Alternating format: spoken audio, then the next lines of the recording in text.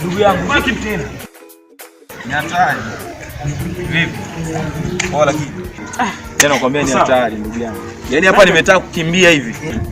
Mwenye nyumba ndugu yangu ananiletea msaada ndugu yangu. Yaani ameagiza kila mtu akiniona tu njiani anakwenda kumwambia. Kwa sababu gani sasa? Ndugu yangu kodi ya nyumba, yani kodi ya nyumba inakosesha raha kabisa. Yaani nina siku 3 kabisa naomba nahifadhi huko kwa sababu ya kumkimbia mwenye nyumba. Ndio ufikie hata kilioni kabisa rafiki yangu. Kilioni nani tena kafa? Si mwenye nyumba kafariki. Mwenye nyumba pale unapoishi? Pale wewe unapoishi. Unasemaje? Kweli amefariki. Hata kuniambia ndugu yangu. Kweli? Mwenye nyumba kafariki. Ndugu yangu nimepona. Yaani hapa nilikuwa najifikiria jinsi gani nitakavyokwenda kule nakosa. Kumbe amefariki. Ndugu yangu hapa kodi ya nyumba silipi tena. Yaani hapa nakwambia nimepona, kodi ya nyumba kulipalipa. Sasa amekufa. Yaani wewe bwege kabisa. Bwege tena kivipi? Na mimi nimepona kulipalipa kodi ya nyumba. Sasa amekufa. Sasa kama amefariki hakuacha mke wake pale.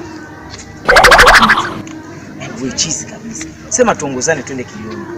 Mimi siendi Kilioni, mimi nendeni huko.